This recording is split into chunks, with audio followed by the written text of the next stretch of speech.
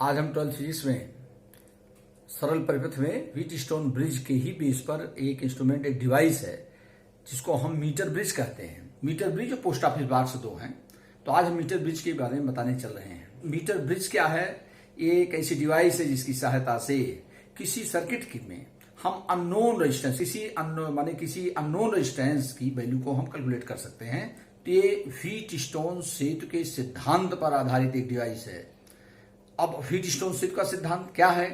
यदि किन्हीं चार प्रतिरोधी तारों को एक श्रेणी क्रम में जोड़कर एक चतुर्भुज की रचना की जाए, चतुर्भुज के एक विकर्ण को सेल से और दूसरे विकर्ण को धारामापी से जोड़ा जाए, यदि सेल से धारा प्रवाहित करने पर धारामापी में कोई विक्षेप न हो तो ब्रिज संतुलन के बैलेंस कंडीशन में होगा। और संतुलन की स्थिति में यही मेन कंडीशन, इसे ध्यान देना है कि चतुर्भुज की किन्हीं दो संलग्न भुजाओं के प्रतिरोधों का अनुपात शेष दोनों भुजाओं के प्रतिरोधों के अनुपात के बराबर होता है। P/Q=R/S। इसको प्रूव भी किया जा चुका है। इसी बेस पर हम बताने चल रहे हैं मीटर ब्रिज के बारे में कि किसी परिपथ में या किसी अननोन रेजिस्टेंस को इस मीटर ब्रिज की सहायता से कैसे हम ज्ञात करते हैं। ये हमारी होती है स्लिट, जरा ध्यान दीजिए। ये हमारी स्लिट है ऐसे, वो एल शेप में होती है और बीच में पैरेलल होता है। ये देखो, ये हमारा है ये, और इधर भी हमारा एल शेप में हो जाएगा है। इसमें स्ट्रिप लगी होती हैं, एक ये है, ये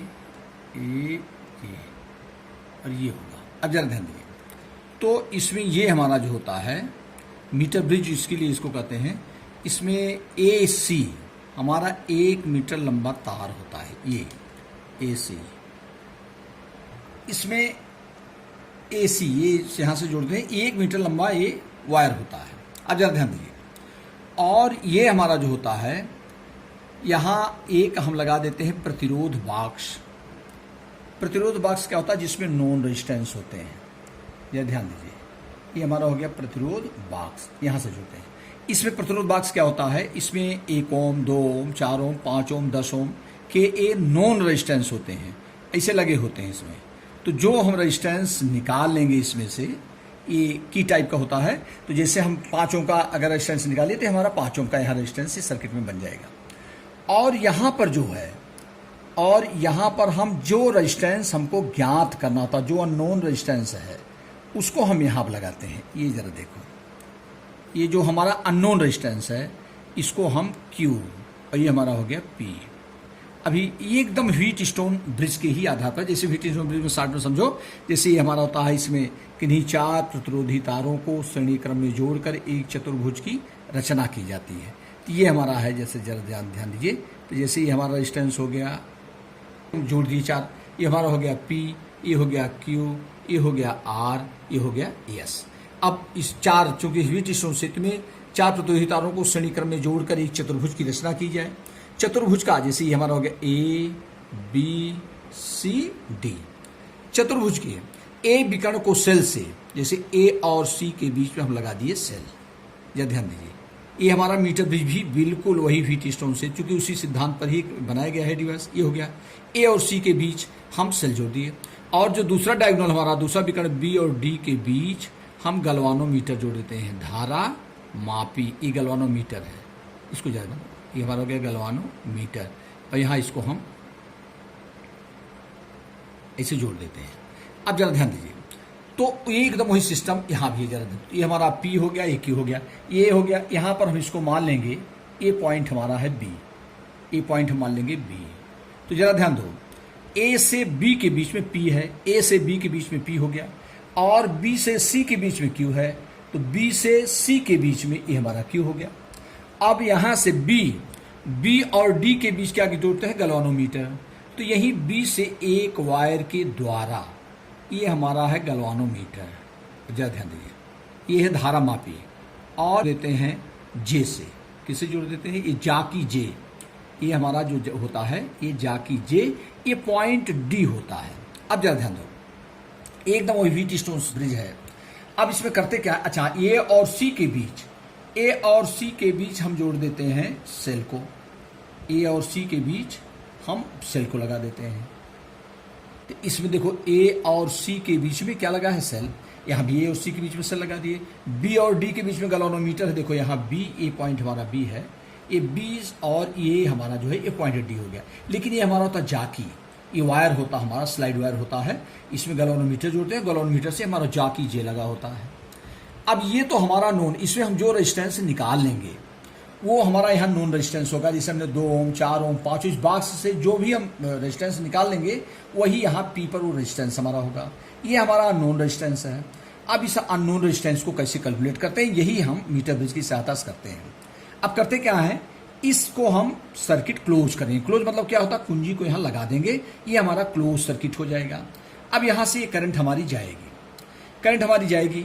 अब जरा ध्यान दीजिए, अच्छा ये जो हमारी स्ट्रिप लगी होती हैं ये रेजिस्टेंस लेस, इनका रेजिस्टेंस बहुत कम होता है, इनका रेजिस्टेंस जो है बहुत कम होता है। तो अब हम करते क्या है, इससे जब सेल से धारा जाएगी उसके बाद इस जाकी को ए और सी के बीच हम भिन्न भिन्न बिंदुओं पर स्पर्श कराते हैं। इसी स्लाइड वायर होता है, ऐसे इसी वायर के ऊपर हमारा होता है, इसी वायर के नीचे हमारा स्केल लगा होता है, स्केल एकदम नीचे है।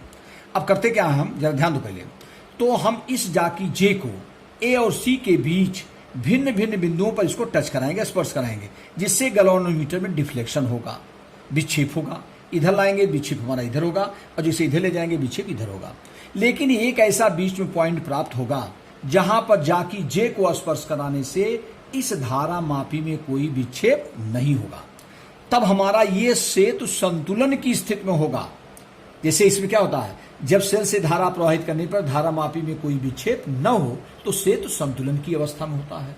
यही है व्हीटस्टोन ब्रिज का सिद्धांत। और जब संतुलन की अवस्था में होता है तो दो संलग्न भुजाओं के प्रतिरोधों का अनुपात शेष दोनों भुजाओं के प्रतिरोधों के अनुपात के बराबर होता है, P/Q = R/S। सेम वही कंडीशन यहाँ पर है। तो इस जाकी जे को हम ए और सी के बीच भिन्न भिन्न बिंदुओं पर इस वायर पर टच कराएंगे, तो ये हमारा जो गैल्वेनोमीटर है इसमें डिफ्लेक्शन होगा। और एक ऐसा कंडीशन प्राप्त होगा, एक ऐसा बिंदु प्राप्त होगा जहां पर जाकी जे को स्पर्श कराने से इस धारा मापी में कोई विक्षेप नहीं होगा। उसको शून्य विक्षेप बिंदु कहते हैं। शून्य विक्षेप बिंदु 0 पॉइंट हमारा होता है, नल पॉइंट। इधर ध्यान दीजिए, इस जाकी जे को स्पर्श कराएंगे, जैसे इधर ले आए तो इधर हमारा होगा। चूंकि हमेशा पोटेंशियल जो है ए से सी की तरफ घटता जाता है, तो जैसे हम इधर हम जाकी जे को स्पर्श कराएंगे तो निश्चित रूप से धारा मापी में जो हमारा गैल्वेनोमीटर लगा इसमें डिफ्लेक्शन होगा, विक्षेप होगा। तो इधर लाएंगे विक्षेप इधर ज्यादा होगा, चूंकि पोटेंशियल ज्यादा है। जैसे उधर ले जाएंगे पोटेंशियल धीरे धीरे कम होता जाएगा, विक्षेप उधर होता जाएगा। बीच में एक ऐसा पॉइंट प्राप्त होगा जहां पर जाकी जे को स्पर्श कराने से इस धारा मापी में कोई विक्षेप नहीं होता है, उसी को शून्य विक्षेप बिंदु कहते हैं। इस शून्य विक्षेप बिंदु हमारा जे है। अब हम ए से जे की दूरी नाप लेंगे। जैसे ए दूरी हमारी है एल, सपोज दैट। अब नीचे हम स्केल की सहायता से जहां नल पॉइंट हमारा प्राप्त हुआ है ये दूरी एल हो गई। अच्छा पूरा अगर ये अब ये जे से सी के बीच की दूरी कितना हो जाएगा, 100 - L। कितना होगा, 100 - L, क्योंकि ये पूरा 1 मीटर होता है। 1 मीटर मतलब 100 सेंटीमीटर। अब जरा ध्यान दो, तो ये हमारा जो होगा, तो अगर इधर हमारा शून्य विक्षेप बिंदु ए से कितनी दूरी पर प्राप्त हुआ, एल से, तो अगर ये एल हो गया तो ये शेष दूरी कितना, चूंकि पूरा 100 सेंटीमीटर, अगर इधर एल हो गया तो ये हो जाएगा 100 - L। अब चूंकि ये संतुलन की स्थिति में है, चूंकि इस गैल्वेनोमीटर में कोई विक्षेप नहीं हो रहा, तो जो मान P/Q का होगा वही मान किसका होगा, L/100 - L का होगा। इसलिए P/Q = L/100 - L। अब जरा ध्यान दीजिए, L हमें मालूम है, जैसे L सपोज दैट 25 सेंटीमीटर है तो ये हमारा 75 हो जाएगा, ये 40 आया तो ये 60 हो जाएगा। हमें L और ये दोनों मालूम है। P नॉन रेजिस्टेंस हमारा P मालूम है, हम Q का मान निकाल लेंगे। अब इसे देखो, जैसे अब हम कैसे कैलकुलेट करें, तो Q × L = हो जाएगा P × 100 - L। ये हो गया। इसलिए Q = कितना हो जाएगा, Q = हो जाएगा P 100 - L/L। ये हमारा हो गया। इससे हम मीटर ब्रिज की सहायता से किसी वायर के अननोन रेजिस्टेंस को कैलकुलेट कर सकते हैं।